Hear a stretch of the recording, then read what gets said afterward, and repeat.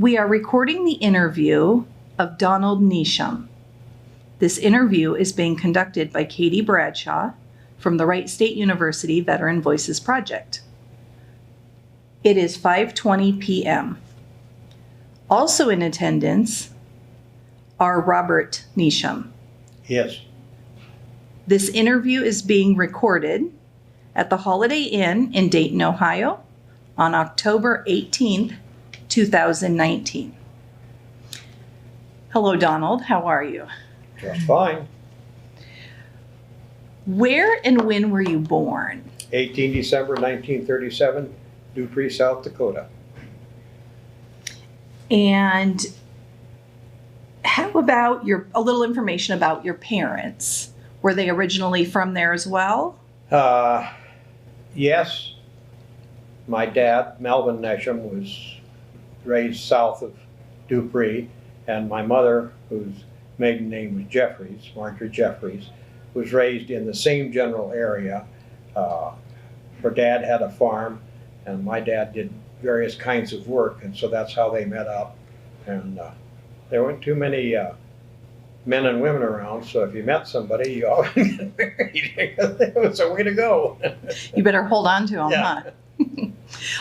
So then, did your father continue to be a farmer, or what was his occupation? He worked a number of different things. He worked highway road construction maintenance, local law enforcement. He was city marshal in Dupree, and he was also a deputy sheriff for the county, and he worked with the state highway patrol there, and was called out on a number of different special assignments that were accomplished without any problems. Very good. And your mother, was she a homemaker, or did she have an occupation outside the home? She was a homemaker. After the six of us, or six children in the family, got up to where we could take care of ourselves, she got a job at the local grocery store, and as a clerk, and then she took over management of the local theater, just one theater in town, and that's where I got into it because I learned how to run the projectors, and so that's how it worked here. And you mentioned six children. Where are you in that family line? Top. So you had the responsibility of helping with the younger That's right, siblings. that's right. Very good. Very good. Okay. So what were you doing before you entered the service? I had graduated from high school in the spring and worked the summer doing road construction and those kinds of things. And then when the summer season closed down, I figured I'd find me a real job and get settled down. And there were 3 or 4 jobs advertised locally in the paper. And I went and talked to each one of them, and they all said, "No, we're not going to hire you because we just get you trained and then you get drafted." So after I heard that about 3 times, I said, next time the recruiter came in, I left with him and spent 21 years in the Army. Okay. So that's how that came about. Yeah. Was that pretty common for the other young men around your age? Well, it depended on where you were in this train of things. If you were the oldest son and you were on a farm, you were expected to continue the farm. A lot of it depended, but if you didn't have something that you could work to, there was no sense in waiting around for a job because they weren't going to show up. You weren't going to get hired until you had your military experience over with. Okay. And by then, had your father transitioned out of farming? And Well, he was helping his brother-in-law, my mom's uncle, farm a local area. He also was city marshal part-time and worked with local construction on various projects. He was a jack of all trades in that sort of an area. I mean, I don't mean to say he was jack of all trades, but within that area, he was experienced in almost all of it and could go in anywhere and take over. Okay. And growing up in Minnesota. Yeah. Growing up in South Dakota. In South Dakota. Good correction there. In South Dakota, I know the winters were brutal, so I imagine growing up there was a lot of helping out in your community, helping each other out. Yeah. farmers and A things lot like of that. shoveling snow. Yes. Yes. Well, when you told your parents in your family that you had decided to join, what was the reaction you got? Fine. You got something going for you. Go ahead. Good. Were your siblings, did they have a hard time at all with it, with you being the big brother? I don't know. No, that wasn't my concern. You didn't ask them? Yeah, I didn't need their permission to go in the Army. So when did you go into the Army? What was the date? Let's see. 1957, 56, 57. About the middle of the year. I don't remember but I went in and stayed in for 21 years. So that once I went in, that was my job. I mean, I was committed to it. Yeah. How did your career in the military get chosen? Did you choose it or was it assigned to you? No, I passed fairly high on the test they give people that are going in for aptitude and for other things. And so the recruiter said, I have to let another recruiter talk to you because you've passed high in these things. So then I talked to the ASA recruiter. And he said, I can't tell you anything about what you're doing, but it'll be interesting and you'll have a lot of good assignments. And if you want to go, we'll go. If you're going to ask questions, I'm going to leave it. So I said, okay, why not? I don't care. And so I got in and took my basic training at Camp Chaffee, Arkansas. And then I was assigned to Fort Devens, Massachusetts, which at that time was ASA Training Center School and command area, and went through a couple of courses and ended up as an 059, which is a non-Morse intercept operator, which is telemetry and teletype and all that sort of stuff. And I was happy with that. I had been in the Morse program, copying code, but it was just driving me bats. So as soon as I got to 15 words a minute, they shuttled me over to the non-Morse section. And I did fine there because I didn't have to copy code, and I graduated. And they sent me off to my first assignment, which was Korea. I actually volunteered for it because I knew from other people that Korea had a rather bad reputation in the infantry, but for ASA, it was a well-kept secret. And so I went in, did my training, went overseas, got to the island of Kangwado, which is what we're celebrating out here now as our Kangwado time, and had a good time. I stayed there. I extended once for a month, and I extended another time for a month, and was going to extend the third time, but they said, you can't, we've already got an assignment for you. So I shipped out, and then I went to Fort Walter, Texas, and there I was, again, it wasn't so much that they had the equipment for me to operate, but I could handle a lot of things, so I was involved in getting a lot of things straightened out and was working fine, and then they came down with a request for an inland operator, so I volunteered for it, and I went off to another assignment. And after that, I was in it all the time for the rest of my career. I made E5 and E6, and then I got my warrant, and one of my assignments was in Germany with the Grumman Mohawk, OV-1 Mohawks. And we had special intercept equipment mounted in there. And the operator sat on the right side, and the pilot, of course, sat on the left side and flew it. And this aircraft was not crash survivable, so it had ejection seats. And if you couldn't land it safely, you pulled the handle on the ejection seat and it punched you out. You could get rid of the plexiglass over you if you had time, but if not, you just punched out through it, because the top of your seat would take the plexiglass out first. And so that was an interesting assignment. I enjoyed every bit of it. Interesting story about one of my missions. Yes, let's come back to that in a minute. Let's skip back real quick. When you went off to basic training, were you nervous? No. just another thing to do. What was the experience like for you? Everything else, I mean, take it stride. And you grew up working hard, I'm sure, so Yeah. it wasn't a big shock to your system.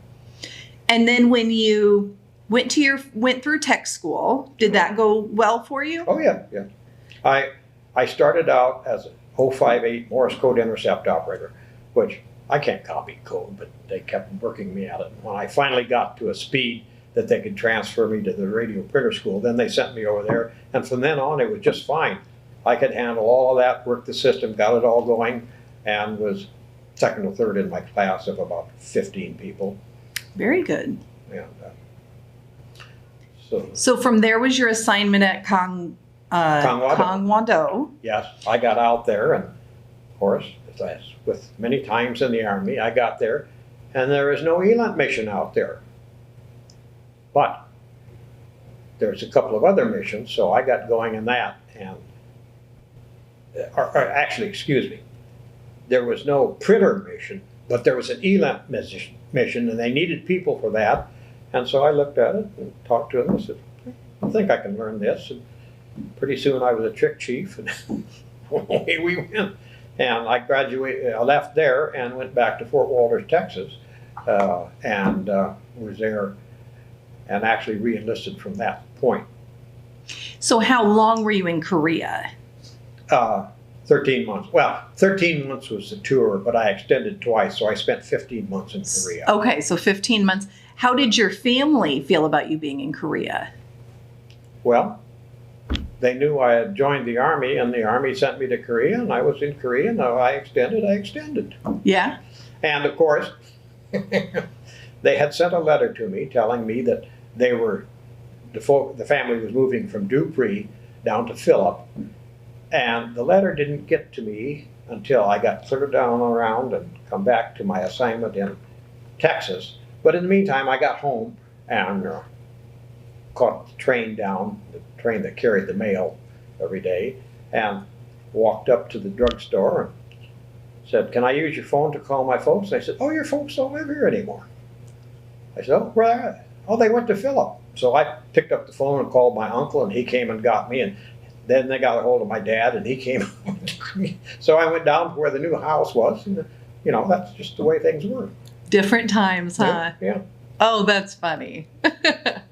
Well, so were they not expecting you to come into town at that day? Well, they didn't know, because I had sent them a couple of letters that they got that I was extending, and so they weren't really sure, and they figured when I got there, I would get there. I imagine it was a nice surprise when you would show up. Yes, it was. So then at that point, you were on your way to Texas? Yes. That was my next duty assignment, with delay en route for my leave. So Okay. I left Korea, assigned to Texas, with delay en route to home. And then how long were you in Texas? Until I re-enlisted, and I probably spent a little less than 2 years in Texas, and then I re-enlisted for a school, and I got that school and went up to Fort Devens and went through the course and became a certified signals analyst. And then I was sent off to various assignments throughout the areas where we were located, which is kind of strange. How long was the training for that? I think it was 5.5 months long. That's pretty intensive training. It is. And I liked it because I always remembered that at least I didn't have to copy Morse code. I could handle all the strange signals. I could set them up and run them through the system, but as long as I didn't have to copy it. Did that career field also require a top secret security clearance? Oh then? yeah. I was always in the Army Security Agency, and to be in there, you had to have a TS crypto, or you just couldn't be in it. When they were doing your security clearance, I remember with mine, my family and friends at home were very shocked to have people show up and check on my background. Did your family have the same experience? Well, they knew I was going into an intelligence organization, and it wasn't any surprise. And the interesting thing is you get 3 references. So I gave, 3 people that I knew. And when they talk to each reference, they say, give me 3 names. So there's no way you can control this because you got 3 that they give you, and they end up talking to 9 more. So it worked just fine. That's a sneaky way to do it, isn't it? It was a sneaky organization, I'll tell you. That's funny. So then from Texas, so you were then retrained. Yeah. Then where did you go from there? I went to Fort Devens for the school, and I was trained as a radio printer intercept operator. I was never trained as an ELAND operator. I went trained as a radio printer, and then they sent me to Korea, and behold, the Koreans didn't have any teletype equipment yet. So they sent me out to the island of Kongwado, up on the mountaintop, and I OJT'd as an ELAND operator. And got that MOS and stayed in it the rest of my career. That's great. So then, let's see. So your next assignment after the analyst training. Yeah, at Fort Devens. At Fort Devens, you went back to Korea? Yeah. And then how long were you there the second time? I was there about the same amount of time. Okay, about 15 months again? Yeah. Doing the same kind of work as before, or this is actually a little different work? Different one, yeah. Yeah. Okay. And so then, did you run into some of the same people that you had known before? Did it feel familiar? No, the way it was set up, it was a 12-month tour there. So by the time I got through school and got back there, everybody had changed. I didn't know anybody at the outfit, but it didn't take long to learn names and stuff. So that's the way it was. Did it begin to feel very familiar to you, being there twice? Sure. Yeah, things worked out just fine. What did you think of Korea? Not a bad place to visit, but I wouldn't want to live there. But I did get to where I like to eat kimchi. I can agree with you on that. We were in Hawaii and I took a liking to kimchi. Yeah, when it's fresh. Oh, yes. Now, there are 2 kinds of kimchi in Korea. The summer kimchi, which they make in the spring and put in a crock jar and cover it and bury it. No, they don't bury it. They just put it in a crock jar and put a rock or something on top of it. And then in the fall, they start using it. But then you get your summer crop of cabbage, and you put it in the crock jar, and you put all your fermentating juices in there, and you cover it, you bury it, and you leave it till next spring. That's strong. Wow, that's quite a process. I didn't know it took that long. Sure. I don't know how they do it now, but that's how they did it back in the old days. There is, in a movie in MASH about people in Korea, the hospital and everything, there's this major who's always causing problems, always doing anything. He's out there one day, he saw some Koreans out there digging, and he was sure they planted a bomb. So he's out there with a couple of troops. He didn't do it himself. He had them dig it up. And they pulled it up, and there it is. And Hawkeye is sitting there, and he says, "The Major has discovered kimchi." Oh, that's funny. That's a fun way to bring that element into the TV show, right? Yeah. That's funny. So what about the weather? Weather is weather. Where you're at, you get along with what you got.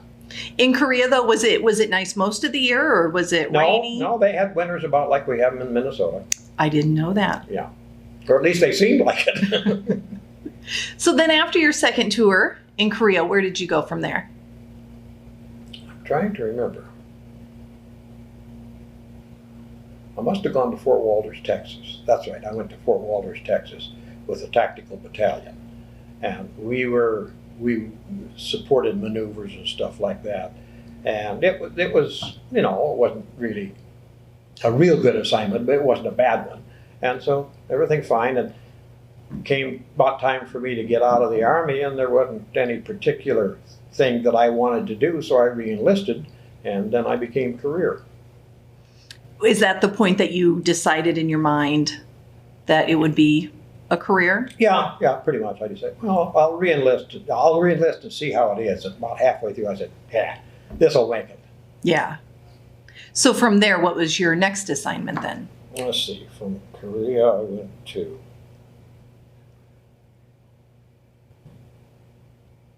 Boy, I can't remember, you know.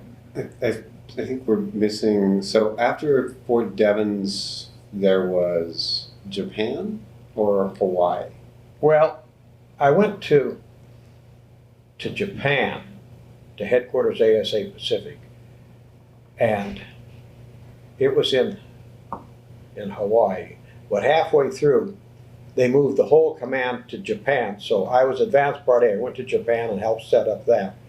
And then when I got through with that, I came back from Japan. I must have gone back to Fort Walters, Texas. And then, What did you think of Japan? I enjoyed it. I didn't find a place that I didn't like. I've heard wonderful things about Japan. Yeah, it is really nice. We had, that was headquarters for ASA Pacific at Japan for a while, and at Hawaii for a while, and you know, we moved back and forth. And Japan was good. I went back another time to Japan. As a matter of fact,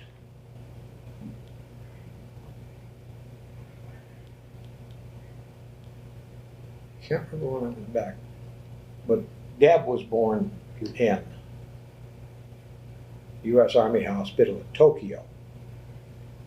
And then she was 6 months old or so, they moved the unit from Japan to Hawaii, so everybody goes to Hawaii.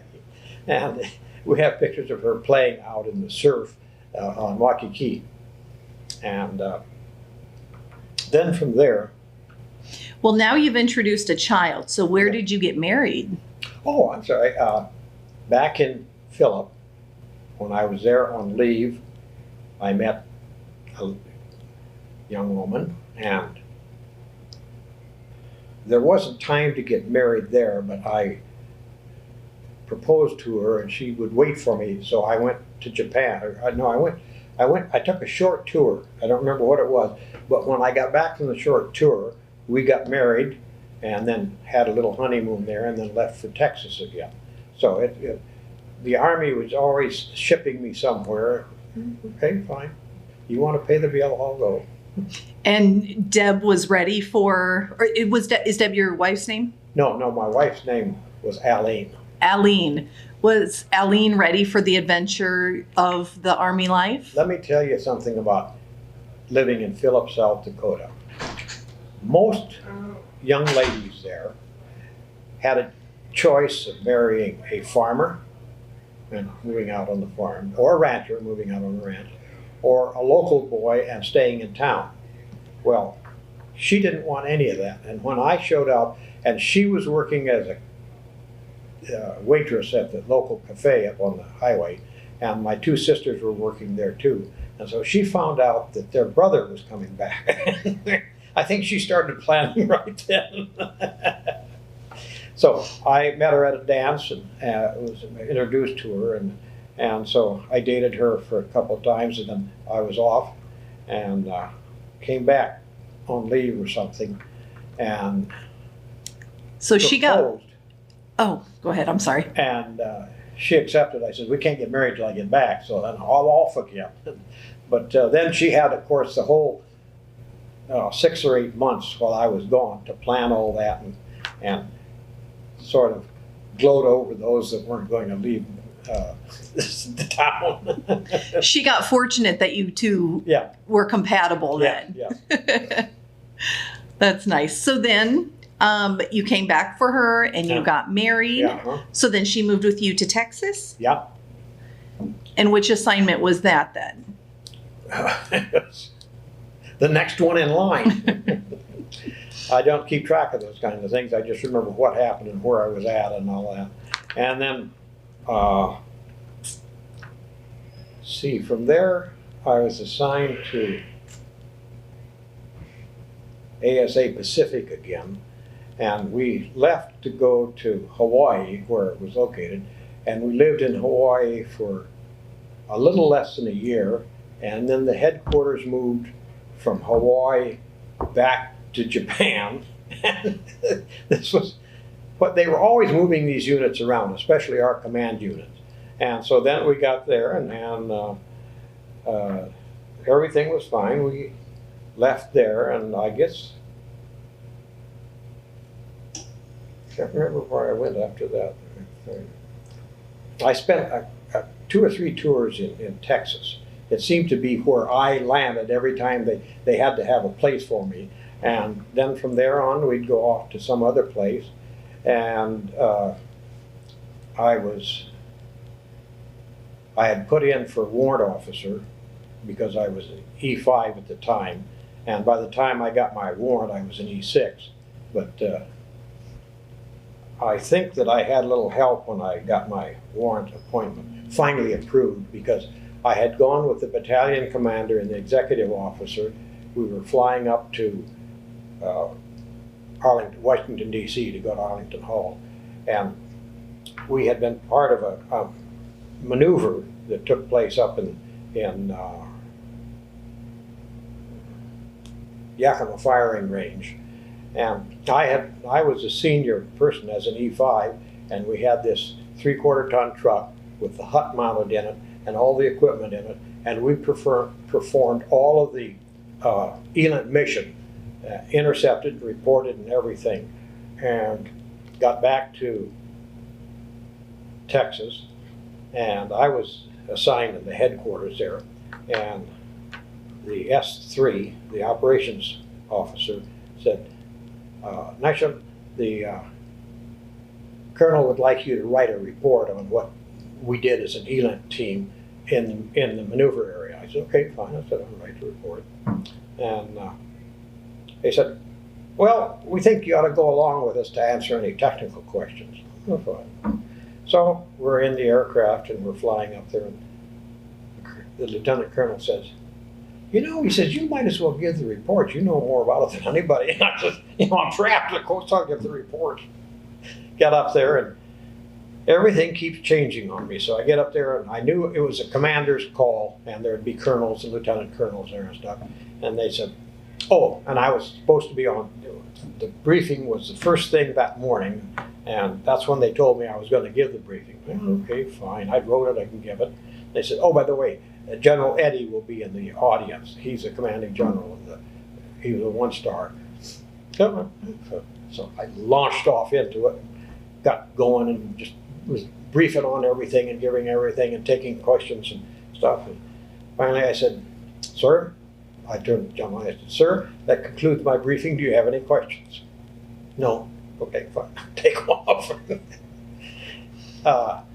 About 2 months later, my appointment as a warrant officer comes through down at Texas.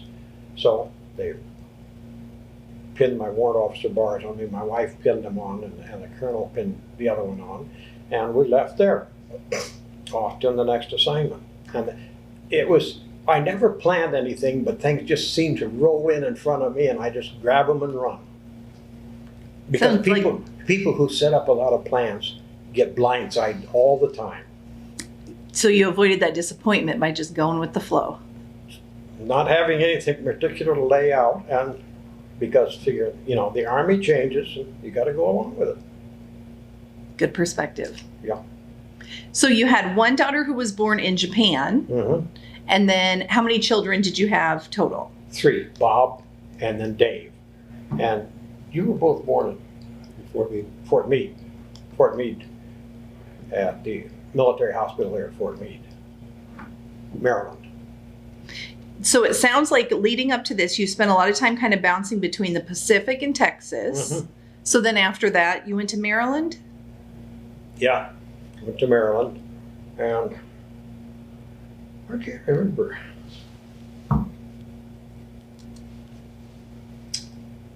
I just, every time an assignment came up, I just took it, did it, and got back, and, we just kept on going.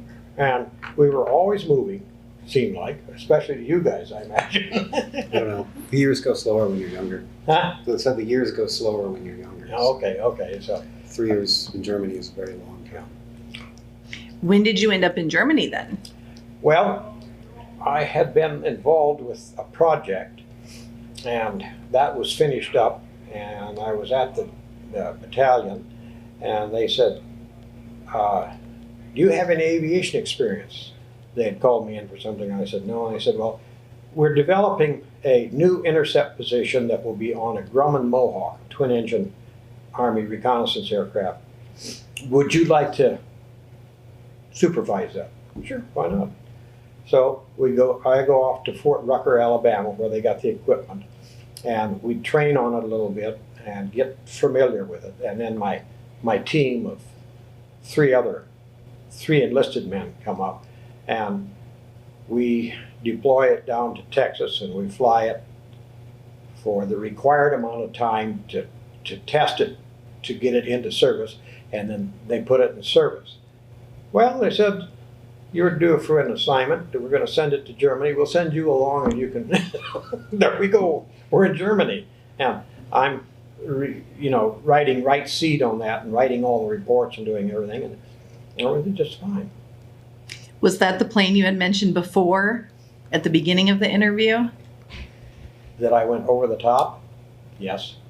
Would you like to go into detail about that experience? Yes. We were up there, and weather wasn't always too good, but we had a nice day right on top of the cloud deck, just kind of bumping along, puffy clouds, and the system was singing away. It was, giving everything, and Captain Lawrence Dugan had the system all set up. He had it on autopilot, and he was working on it, and we were just at the top of the clouds, and all of a sudden I felt something change. I didn't know quite what it was, but something wasn't right with the aircraft. And I looked up, and there's a cloud bank right up beside us like that. I said, how did that happen? Well, the aircraft, the autopilot had gone, the inverter had gone up frequency, and it rolled us up like that. And then when you're like that, you don't have very much, levelness, any support. So we started dropping. We're in the clouds now. My system isn't working because the pod is sticking up in the air that should be looking at signals. Dugan is calling Mayday, Mayday, Mayday. Somebody else is on the air with some other problem, and ground control is saying, Mayday, what is your problem? And he's saying, stand by one. So he got it, what he thought was right, so he got wings level, because he had airspeed altimeter and artificial horizon. That's all he had. He didn't trust any other instrument. So you're in the clouds, wings level, good airspeed, pull the stick back to climb out. But when you're like that, you go way down. But he knew enough not to try and get out of that, because he still knew what he was doing. And it came down, and finally we got up to the top, and we're just about to stall, and we break through the top, and he sees everything, and so he flips the inverters, and we come back, and he rolls it back in. We get up on the clouds, and he's a little bit agitated, so to speak. So he said, Don, call and get his clearance back to base. So I'm calling on the radio, and they say, and meantime, you keep calling back, Mayday, Mayday, what is your problem? And he keeps saying, stand by one. And finally he gets on, and he said, I have had an inverter problem. I do not trust my instruments. I am requesting clearance for visual to home base. They said, well, we can give you radar clearance and you can descend through the clouds. And he said, no. What he said shouldn't be repeated. He said, I will not descend through the clouds. I will only descend visually. So he said, Don, find the space. So I'm looking out, and finally I see a hole in the clouds over there. And I said, will that do? He said, sure. So we head for it, spiral down through it, and come out below it, get it back, land it. And the crew, because we've been calling everybody on the radio and belly aching about the whole system. The crew chief meets us out there when he lands it, and he didn't even shut it down. He just opened the hatch so that the door swang up, and he said to him, come here.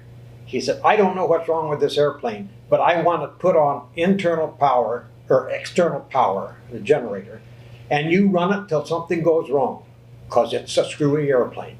So, okay. And about 45 minutes later, they said, Captain, there's nothing wrong with this.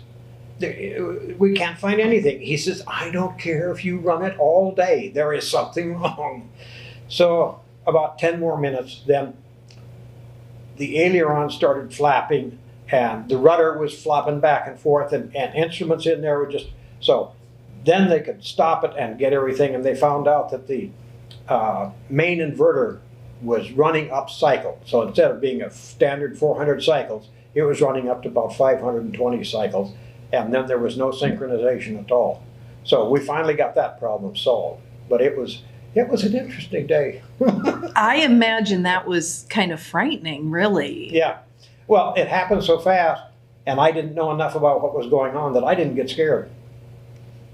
I didn't realize later on that we damn near crashed. When you realized later on, how did Yeah, you feel? Yeah. Did you tell your wife at the time, or Oh, did yeah, you wait? yeah. How did she respond? Well, she was happy I came home. Would she worry when you were out? No, I didn't tell her too much about when we were flying missions and so on and so forth. So it was, how'd things go today? Well, fine. We flew a mission. Everything was all right. So she worried a little bit about me flying, but not overly. After you had retired, did you give her more details then? Oh, yeah, I did. She wasn't too happy. What she wasn't happy about was that I continued to fly after I damn near got killed. But you have some good stories to Oh, tell. yeah. Life is what you make of it. And that incident would have caused most people to stop flying. Well, the captain, who was a senior aviator, he was a major by that time, he'd survived the thing, and he was going to keep flying, and I was going to keep flying with him. I had some 3 enlisted men who took turns setting the right seat. So we only had, on a mission, we only had one guy in the right seat and one guy in the left seat flying. But I made sure that everybody got their necessary flight hours to get their flight pay. And it was an interesting and experiential success for me. About how many flight hours did you have in your career? I checked that one time from my flight log, and I had 402 hours of flight time. It's a lot of flight time. Yeah. Considering that a flight lasted 2.5 hours, maybe 3 hours, depending on which track we were running and how we were doing it, and how much we got held up coming in to land and all that sort of stuff. But I'd say an average of 2.5 hours. Did you ever get sick on those missions? No. No. So you've got a strong stomach. Well, we didn't do anything. We just took off, climbed up, leveled out, went around, made some turns, came back and landed. No need to get sick for that. So that was Germany. So Well, that was in the States and then Germany. in the States and then Germany. Mhm. And then how did you enjoy Germany? Oh, immensely. As a matter of fact, we found out where my wife's parents were from. We went up there on a weekend and introduced ourselves, found around, and they were a little concerned that maybe we were up there to try and claim something, but we just visited and said, we'd like to set up a time to come back. So later on, we went up for a whole week and spent the whole week up there staying with different relatives and enjoying things and seeing it. You remember some of that, don't you? I remember a little bit of that. Yeah. I remember, I think there was a chamber pot under the bed. Yeah, I'll guess, yes, it was a chamber pot. So that's what I remember. So your wife's parents were actually born in Germany. My wife's grandfather was born in Germany. Okay, and then he immigrated to America. Yeah. Mhm. Okay, wow. So those were pretty close relatives then. Yeah, they were. What a neat experience. Yep. And it was all very interesting. I never had an assignment that wasn't good. Some of them were a lot better than others, but I didn't have any that was bad. When you were in Germany, did you travel around Europe? Oh yeah, we traveled around Europe a lot. You remember much of traveling around Europe? I remember I was not a huge fan of castles. They all Yeah. kind of seemed the same to me. But we went to, Madeira in, was that in Amsterdam? No, Madeira Dam. Yeah, it is. And we went a couple other places too. We went to Switzerland. Yeah. And Dad and Mom went to Paris, is that right? Yeah, Dad and Mom went to Paris Yeah. on a program from her school, I think. Okay. Yeah, they went to Paris, and I was raised an Episcopalian, and the Episcopal Church had assigned priests to various stations, and we had a priest that was a missionary, and he would come in 2 times a month and have a service on Sunday or Saturday, depending on how his schedule was. And then there was an annual Episcopal community gathering at Birch's Garden. And so we would go down to Birch's Garden, we'd drive down, and we'd stay there 3 days, and then we'd come back. So it was 5-day thing, and Birch's Garden was beautiful. You see some of these pictures, especially about Hitler, and looking out that window into that vast area out there.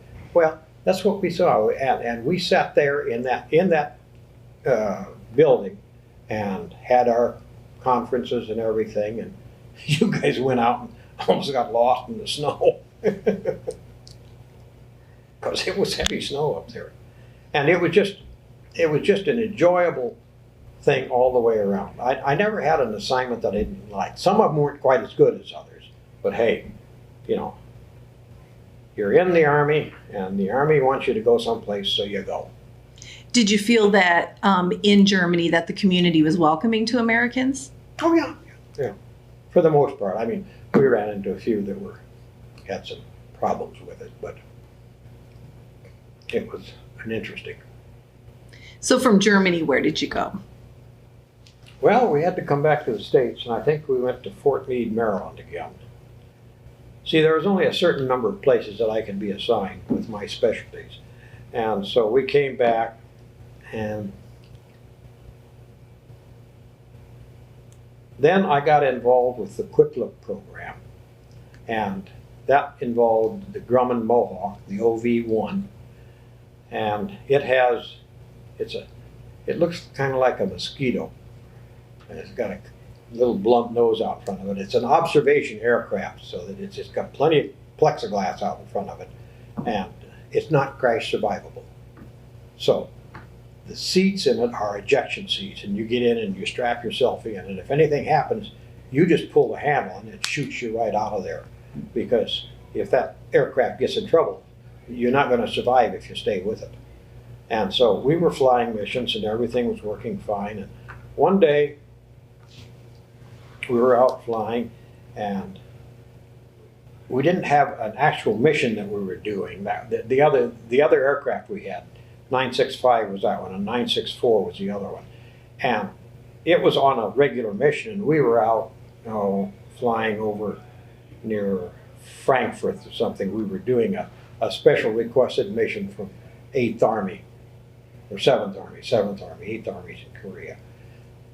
And we're cruising along, everything is doing fine, we're out clouds, and all of a sudden everything just goes bananas. And I had my system on, and it was singing just fine, and I felt the aircraft change something, and I looked up, and there's this cloud bank up in front of us that we're falling into, and my system isn't responding anymore, because now the antennas are pointing straight up rather than out like that. And so then I get a little concerned when I heard somebody calling Mayday. I said, shit, we're in trouble, and somebody else up here is having problems. I didn't recognize his voice when he was hollering Mayday over there. So down into the clouds, and he goes to emergency inverter, which kicks in a special circuit there, and that stabilized everything. So then he could tell where he was at. And so he was wings level in the clouds, but he don't know which wings level he is, because we had gone into it like that, and you just don't know where you're at. So the only thing you can do like that is stick back to climb out, but stick back when you're upside down. So, and he just held it on till it finally came off the top. And that was an interesting ride that day. Yeah. Was this another time that you were in the experience with Mayday, or just the one time that you Just had the that? one time. that we Just had the the one Mayday, time? Mayday, Mayday. Okay. Okay. Yeah, no, Boy, if you I'd wouldn't had want two that. Maydays, I might have quit flying. I wouldn't blame you. So by the time you've gone through your career and you're nearing the end, Mhm. where were you at by then? We were back at Fort Meade, I think. I thought that you retired after Quip. Well, I did, but we had to come back to the States after quickly. Okay. So we had to be somewhere. So, that was my swan song, so to speak. And, I could have stayed on, but 20 years, might as well get out and do something else. So I retired. So you retired in Maryland, Mhm. and then what did you do after Went back to retirement? South Dakota. And I got interested. I worked at the local factory there. They had Scotchman Industries, and they produced metal forming equipment. And so I was sort of the inside office manager, and I managed logistics and everything. I didn't have anything to do with the manufacturing, the ordering, and shipping the stuff out to customers and keeping a list of who had ordered and what the process was, where they were on the list, and all that sort of stuff. And that was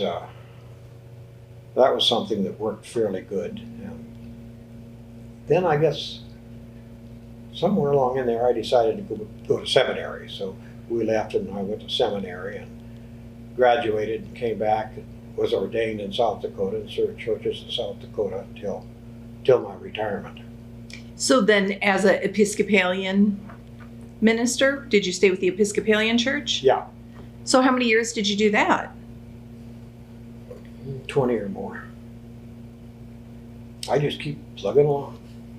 Very broad and interesting career Oh, yes. you have had. So how did you decide to retire from the pastoral work then? Well, things just sort of started getting, kind of mundane, routine, and need to do something else. So my wife and I talked it over. We said, we'll retire and go back to her hometown. And What year was that? I enlisted in 58, so I must have retired in 79. And then your retirement from the pastoral work was what year? Well, then no, I hadn't been ordained a priest yet. So I got back there, and that's when I went to seminary and got ordained and served as a priest, and then finally retired from that. And that was the end of my active career, so to speak. Right. What year was that then?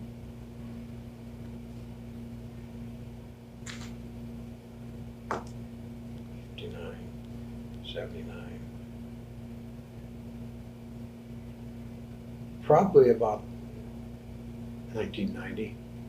You don't remember. I don't want to try to work that out, so you would. 1990 might have been closer to the turn of the century, but I just didn't worry about time. I just kept track of where I was going and what was happening. What town were you? Was your church in? Well, I had a couple different ones. Martin, South Dakota. I was priest there, and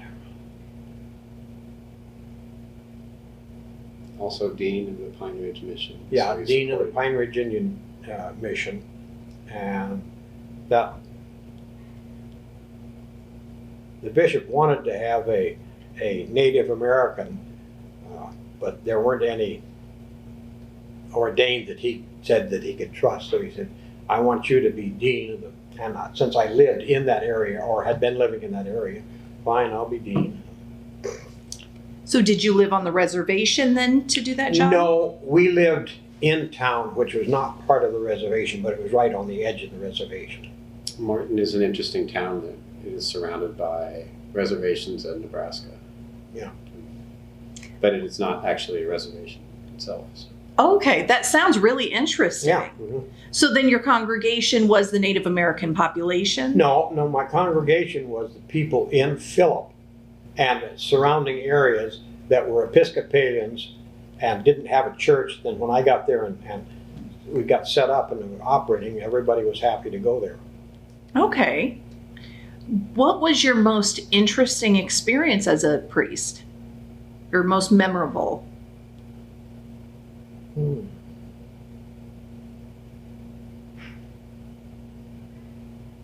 Well, I had a couple of interesting funerals I had to do. And I was often asked to go and do something, do a specific task somewhere that required an ordained priest. And it was an interesting thing. It kept going. It never got dull, and it just kept rolling along. How did your family receive the news that you wanted to go become a priest? You know, being an Army brat, you're used to moving, so it's just another move. Yeah, just one more move. You're like, of course Dad will do this now. Sure. That's neat. Mm. So by that time, your children were probably adults. No, getting up there. Getting up there. Yeah. So did your son here lives in California, so your children must have kind of branched out from South Florida? There's some time gaps in there. Yeah, that was the 80s. So we moved to Martin in late 80s, maybe. Yeah, I think so. Well, I graduated in 86 from Yeah. Martin, so the middle of the 80s, and that was quite a while ago. I mean, I did 6 years in the military, and went back to school and have my engineering position in California. My brother is a professor at Chadron State in Nebraska. He got his PhD in history from University of Nebraska-Lincoln. And then Deb is working, I'm not sure about her title, project managing kind of at not a healthcare company, but a healthcare providing company, something like that, right? I mean, they don't manufacture healthcare devices, but they do provide healthcare for. She flew out to talk to CalPERS about their healthcare systems, so she manages that for. She was basically in charge of managing healthcare or management systems for healthcare, not healthcare in and of itself, but the management of that. Okay. Well, you have lived a very full life. Can you think of any particular person in your military experience that left a lasting impression on you, whether a friendship or a supervisor? Well, let's see.